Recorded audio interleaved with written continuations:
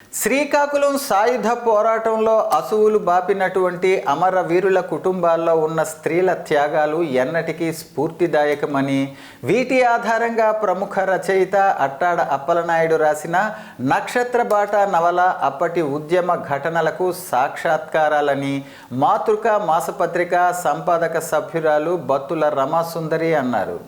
శ్రీకాకుళం పట్టణంలో ఆదివారం వరం రెసిడెన్సీలో జరిగిన కార్యక్రమంలో నక్షత్రబాట నవలను అమరవీరుల పిల్లలైన పంచాది రోజా, అత్తలూరి అరుణ, తామాడ అరుణలతో కలిసి ఆమె ఆవిష్కరించారు. ఈ కార్యక్రమానికి కంచరాన భుజంగరావు ఆహ్వానం పలికారు.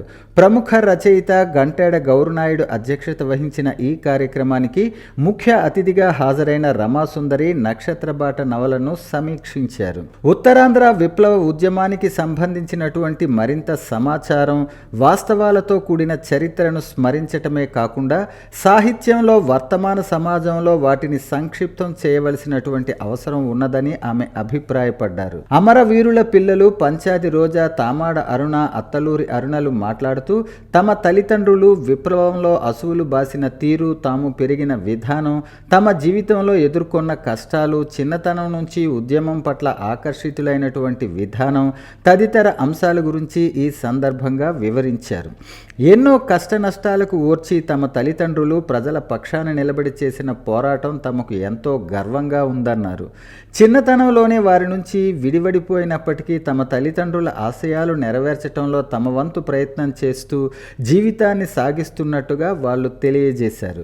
సాహితీ స్రవంతి రాష్ట్ర కార్యదర్శి చీకటి దివాకర్, రాజాం రచయితల వేదిక అధ్యక్షులు గార రంగనాథం, గరిమెల్ల విజ్ఞాన కేంద్రం అధ్యక్షులు విజికే మూర్తి, సాహితీ స్రవంతి శ్రీకాకుళం కన్వీనర్ కేతవరపు శ్రీనివాసరావు, శ్రామిక మహిళా కన్వీనర్ కె నాగమణి, సీనియర్ పాత్రికేయులు నల్లి ధర్మారావు, ఐద్వా కన్వీనర్ అల్లాడ లక్ష్మి, రచయితలు సిరికి స్వామినాయుడు, చింతాడ తిరుమలరావు, పిల్ల తిరుపతిరావు, తామాడ త్రిలోచన, మామిడి క్రాంతి, డాక్టర్ కె ఉదయ్ కిరణ్, బాడాన శ్యామలరావు, బాల సుధాకర్, మౌలి మరియు అట్టాడ అప్పలనాయుడు, మిత్ర బృందం, సాహిత్య అభిమానులు, విద్యావేత్తలు, అభ్యుదయ ప్రజా సంఘాల ప్రతినిధులు, విద్యార్థులు ఈ నక్షత్రబాట ఆవిష్కరణ సందర్భంగా ఆ నవల విశేషాలను తెలియజేస్తూ అప్పలనాయుడు గారి కలం నుంచి మరిన్ని రచనలు రావాలని ఆకాంక్షించారు. వంకల మాధవరావు, రామచంద్రరావు, కుత్తం వినోద్ తదితర గాయకులు తమ పాటలతో ప్రేక్షకులను ఉత్తేజం కలిగించారు.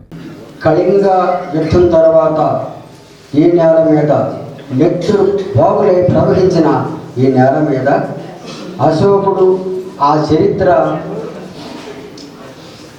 నవల రూపంలో చూసాం. ఆ తర్వాత ఎన్ని తిరుగుబాట్లు జరిగాయి. 1787 నుంచి 1947 దాకా జరిగిన అనేక మంది తిరుగుబాట్లు, అనేక మంది ప్రజల కోసం ప్రాణాలు అర్పించారు. అలాంటి తిరుగుబాటులో, అలాంటి పోరాటాల్లో శ్రీకాకుళ రైతాంగ పోరాటం చాలా ఉత్కృష్టమైనదిగా ప్రపంచం భావిస్తుంది. చరిత్రలో అది ప్రత్యేకమైన అధ్యాయం. ఎందరో వీరుల త్యాగాల్ని గ్రంథస్థం చేసిన ఈ నేల మీద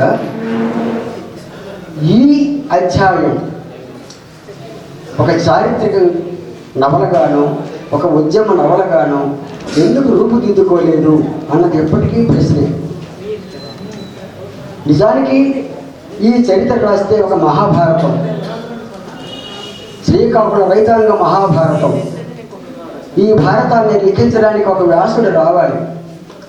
భూషణం గారు కొండగాన్ని రాశారు, పాక్షికమే.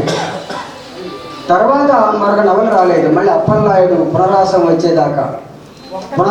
వచ్చేదాకా మళ్ళీ తనే ఈ నక్షత్ర బాటతో ముందుకు వస్తున్నాడు.